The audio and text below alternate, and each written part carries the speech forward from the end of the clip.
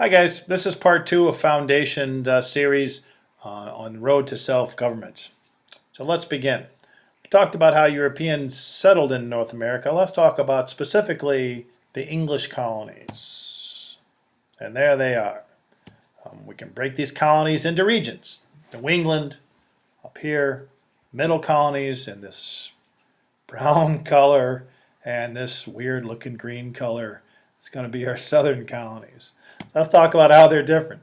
New England, New Hampshire, Massachusetts, Connecticut, and Rhode Island, farming was difficult, and they had these great harbors, and rivers weren't really navigable. And so they turned to other ways of making a living. It wasn't all farming. Now, most people in all of the American colonies were farmers. In fact, 9 of 10 people were farmers. But in New England, a lot of the farming was really just for your own family, sort of subsistence farming. Not some orchards and things like that, but most farming was very difficult. So they found other ways. And trade, they ended up doing a lot of shipbuilding and trading because they had these great ports. So that's New England. The middle colonies. Now the middle colonies had sort of a mix between farming and trade. They had good harbors. But they also had great climate and good soil for farming. So you saw a lot of farming in New York and Pennsylvania, New Jersey and Delaware, but they also did a lot of trade. Okay, let's talk about southern colonies. They're vastly different from the northern colonies. The New England colonies, because they've got this great soil, they've got these long, slow, long summers, warm summers, and they can grow a lot of crops. And so it becomes an agrarian society. Most people live in the South are farmers, almost entirely are farmers. They've got these great rivers for moving goods up and down, and so you see these plantations begin to develop. And slaves are used on the plantations. Now, slavery will increase after the American Revolution. By the time the American Revolution occurs, there are some slaves in the South, but not a lot. All right, let's talk about the colonial governments. Talk about something called the Royal Seal. Now, most of the colonies in Americas were settled with the permission of the king. Remember, some were like the Plymouth colony in Massachusetts. Really, they didn't have the seal of the king, but still, most did. They were granted a charter which defined the boundaries and approved the governments. And what's important to note here is that Great Britain will give the American colonists great freedom in governing themselves. And I don't know why they did this, but they certainly did. And so the colonists really were able to sort of govern themselves. I guess England thought if it's not broke, why fix it? And so they just sort of let them govern themselves. And so that's what we did. That's what the American colonists did. I say we. All right, let's talk about how they developed a little bit differently.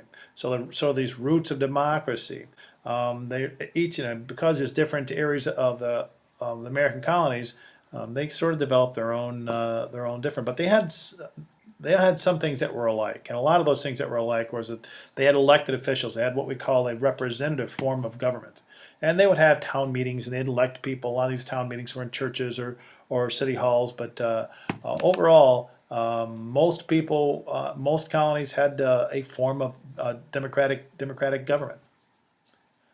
All right, so let's give us some examples of these governments.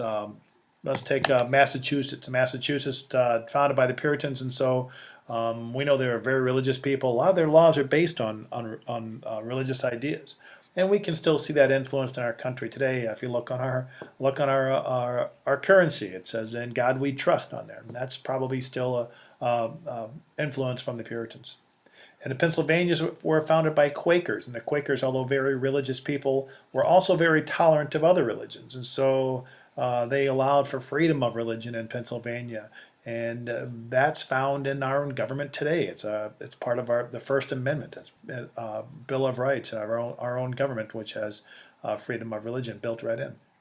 And in Virginia, you can see an elected officials in what's called the House of Burgesses, and it's really a lot like England's Parliament, where you elect people to make your laws and make the rules for you. And so that was the House of Burgesses. Now this is a picture of Patrick Henry, and Patrick Henry will be one of the first officials to speak out on declaring the country independent. He wanted to break free from England, and he said, "Give me liberty or give me death." But what's important to note here is that Patrick Henry, by the time he stands up and gives this speech, and we are used to governing ourselves, and so in 1776, when we eventually will break away from England and declare ourselves independent, we have a basis for self-government. There's an old Greek saying that says, nothing comes from nothing, and I think it was really talking about scientific means, but that's important to note that when we begin to govern ourselves in 1776, their ideas for government didn't just come out of thin air. We already had some ideas established, and those ideas that were established were democratic ideals. Okay, that's it. Thanks for watching. We'll discuss more in class.